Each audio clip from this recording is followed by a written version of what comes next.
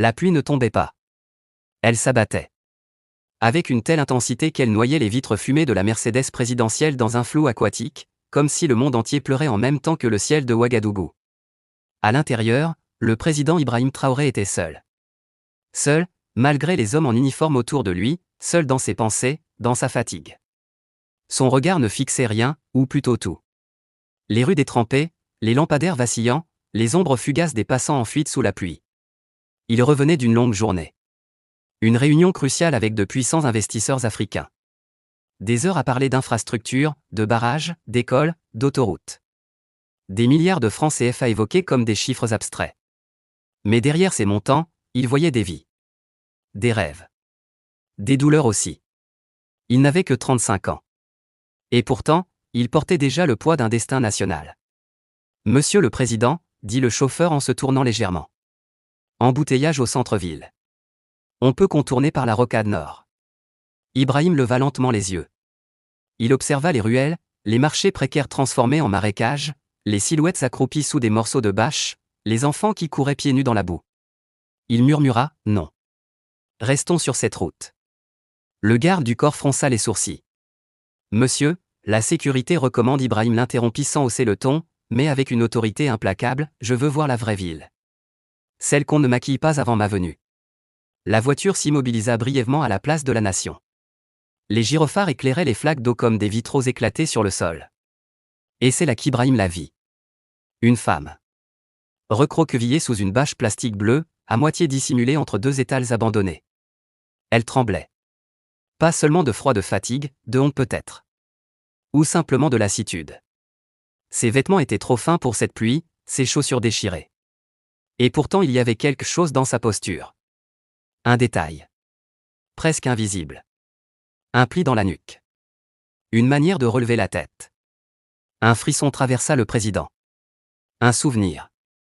Un prénom. Une époque. Il ouvrit brusquement la portière. Arrêtez la voiture. Le garde hurla, Monsieur le Président, non. C'est imprudent. Trop tard. Ibrahim était déjà dehors, sous le déluge. Son costume gorgé d'eau en quelques secondes. Ses chaussures pataugeant dans l'eau sale. Il n'avait pas l'air d'un chef d'État. Il ressemblait à un homme pressé par quelque chose de plus fort que lui. Il s'approcha lentement de la femme. Elle sentit sa présence et leva les yeux. Leur regard se croisa. Et tout s'arrêta. Isata souffla-t-il. Ses yeux s'écarquillèrent. Elle recula d'un pas, trébucha presque. Ses mains tremblaient en tenant son gobelet en plastique, dans lequel quelques pièces tintaient. Puis le récipient glissa.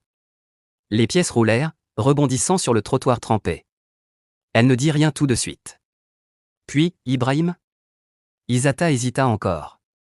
Ses bras croisés contre elle, tremblante, défensive. Ibrahim n'était plus le jeune idéaliste qu'elle avait connu. C'était le président de la République. L'homme que l'on voyait à la télévision, entouré de militaires, de chefs d'État, de journalistes. Et elle n'était qu'une ombre. Une survivante des rues. Mais dans ses yeux, elle ne vit ni pitié, ni embarras. Juste une flamme. La même qu'autrefois. Viens avec moi, dit-il. Pas en tant que mendiante. En tant que femme que j'ai connue. Elle finit par hocher lentement la tête.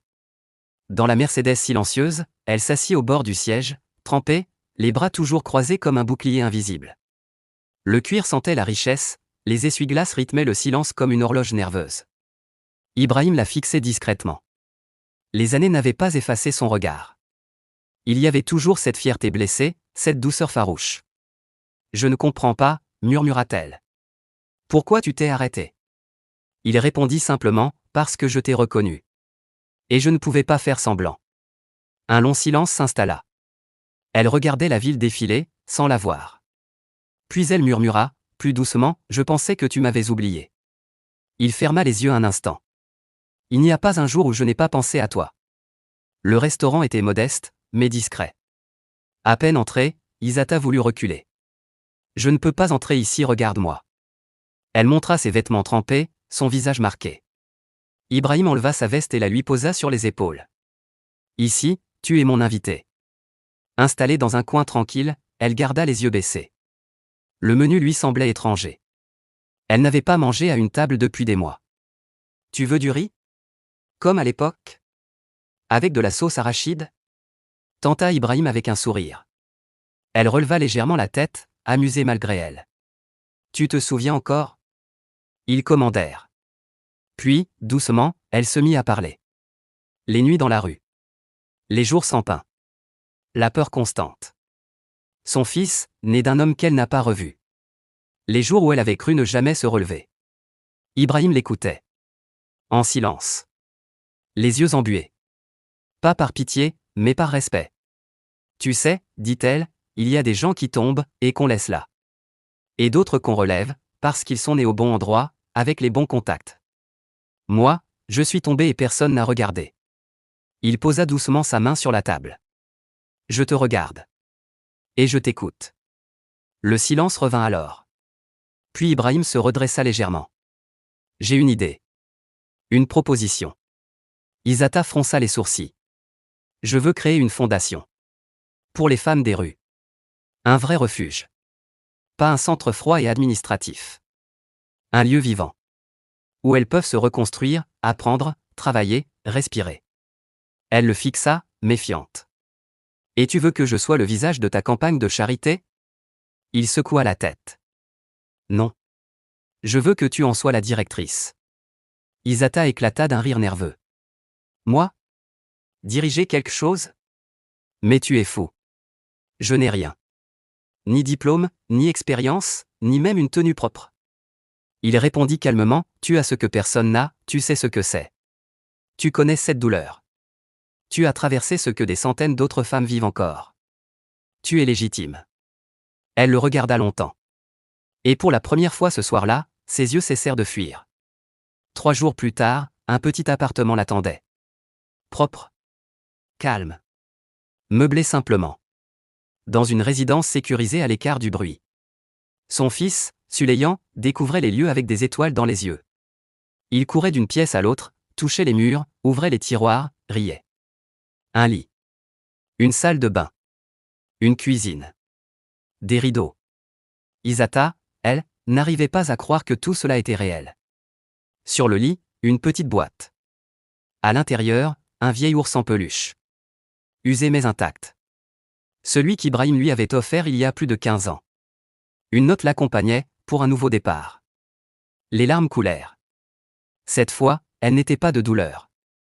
Elles étaient d'espoir. Les semaines passèrent. Isata s'éveillait chaque jour comme si elle sortait d'un rêve trop long. Il lui fallait réapprendre. Réapprendre à se regarder dans un miroir. À faire confiance. À s'asseoir à une table sans surveiller ses poches. À dormir sans crainte. Un conseiller d'Ibrahim la formait. Elle apprenait à tenir une réunion, à lire un budget, à parler devant d'autres femmes. Les débuts furent durs. Elle doutait, se sentait illégitime. Mais Ibrahim ne la pressait pas. Il était là, discret, mais présent. Comme une force tranquille derrière elle. Elle se lia d'amitié avec Aïcha, une autre ancienne sans-abri en reconversion. À deux, elles créèrent les premières bases de ce qui deviendrait un lieu d'accueil unique en Afrique de l'Ouest. Une fondation avec une âme.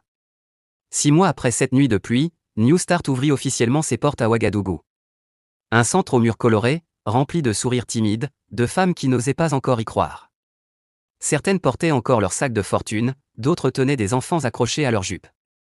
Le jour de l'inauguration, Isata portait un tailleur sobre, élégant. Elle tenait un discours, les mains tremblantes, la voix posée mais habitée. Je ne suis pas une assistante sociale. Je suis l'une d'entre vous. J'ai connu la boue, le silence, le rejet. Si je suis là aujourd'hui, ce n'est pas parce que j'étais plus forte. C'est parce que, pour la première fois, quelqu'un m'a tendu la main et a cru en moi. Dans la foule, une femme pleurait. Une autre hochait la tête avec force.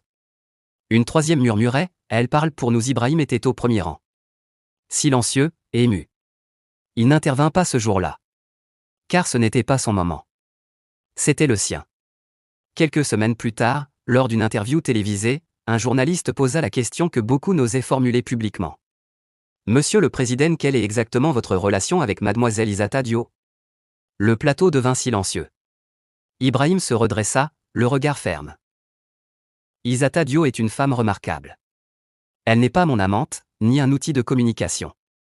Elle est bien plus. Elle est une survivante. Une source d'inspiration. Une héroïne de ce pays. L'interview fit le tour du continent. Les commentaires se déchaînèrent. Certains s'indignaient, un président ne doit pas mélanger vie privée et projets sociaux. D'autres saluaient une initiative humaine, sincère, bouleversante. Mais Hisata, elle, restait concentrée. Chaque matin, elle ouvrait la porte de New Start et accueillait celles qui arrivaient. À l'école, Suleiman s'épanouissait. Il riait, dessinait, posait 1000 questions. Un jour, il déclara fièrement « Moi aussi, je veux devenir président. Ou avocat. Pour défendre les gens comme nous. » Un soir, Hisata invita Ibrahim à dîner. Chez elle. Un simple repas, loin des fastes du pouvoir. La table était dressée avec des fleurs cueillies par Suleiman. Le repas sentait bon les plats traditionnels. L'ambiance était douce, apaisée. « Tu cuisines toujours aussi bien, » dit Ibrahim, un sourire au coin des lèvres. « Et toi, tu manges toujours autant » répondit-elle en riant. Suleiman les regardait, intrigué. « Vous étiez amoureux, avant ?» Un silence gêné. Puis un éclat de rire. Lourd de souvenirs, mais léger d'avenir.